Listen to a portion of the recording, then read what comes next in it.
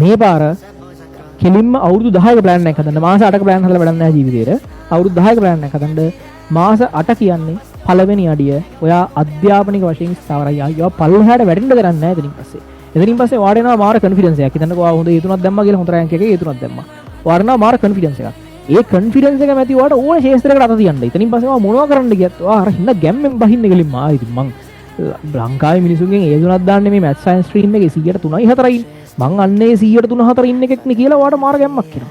ඒ ගැම්මත් එක්ක වා ඕනේ අත ගහන වැඩක් හරියනවා. ඒ නිසා මහන්සියලා කරන්න තමන්ගේ අවුරුදු 20ක හෝ 21ක හෝ 19ක හෝ අධ්‍යාපනික ජීවිතේ අසාර්ථකත්වයක් විදිහට ඉවර කරන්න යන්න එපා මේ කිසි දෙයකින්.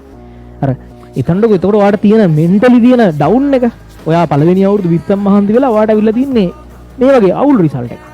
ඒතර ඔයා ඊළඟ වෙලේ රට තියන්න කලින් ඔයා එහෙන බයලින්ද 20ක් කරපු එකත් ඔච්චරන අවුරුදු 20ක් තිස්සේම කරේ ඔච්චරයි නං ඊට පස්සේ කියලා වාට හිතෙන්න ගන්නවා. ඒ නිසා මාර ගැම්මකින් ඊළඟ වෙලේට යන්න පුළුවන් වගේ ඊළඟ අදියරට යන්න පුළුවන්. ඔයා මහන්සි වෙලා මේක හරියට ඉවර කරගන්න.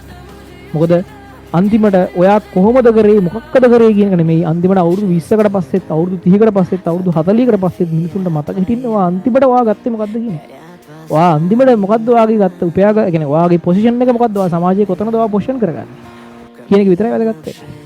ඒ නිසා ඔයා හොඳට ඉගෙනගෙන ලස්සන කතාවක් හදාගන්න ඔයාගේ ඕන තරම් විවිධාකාරයේ බාධක ඇති අනිවාර්යෙන් මම දන්නවා බාධක නම් කියලා නිව කරන්න බෑ ළමයි කියන දේවල් එක්ක ඒ බාධක වලට වටිනාකමක් එන්නේ දිනලා ඉවර කරොත් පමණයි. තමන් දිනලා ඉවර කරේ නැත්නම් ඒ බාධක වලට වටිනාකමක් එන්නේ නැත.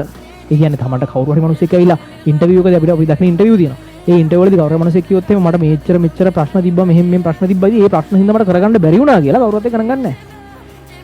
අපි ගණන් ගන්නේ ඒක කරන්න පුළුවන් වුණා කියලා කිව්වොත් විතරයි. ඒ කියන්නේ එච්චර බාධක තියලා තිබුණා එච්චර බාධක තිබ්බා ඒත් මං කරා.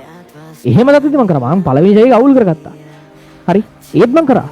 නැත්තම් මං මෙන්න මෙහෙම දේවල් මට සිද්ධ වුණා. ඒ හින්දා මට මෙහෙම වුණා. ඒත් මං කරා.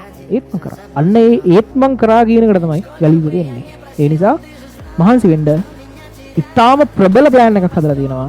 මේ ප්ලෑන් එක නැවතත් කියනවා සමහර ළමයි හිතාගෙන ඉන්නවා ඔච්චර වැඩ කරන්න ඕනේ නැහැ කියලා. නෑ එහෙම වෙන්නේ නැහැ. මොකද ඔච්චර වැඩ කරන ලොකු පිරිසක් ඉන්නවා. ඒ පිරිස ඔයා පාස් කරගෙන යනවා. මොකද මේක තරඟයක්. හරි මේක තරඟයක්.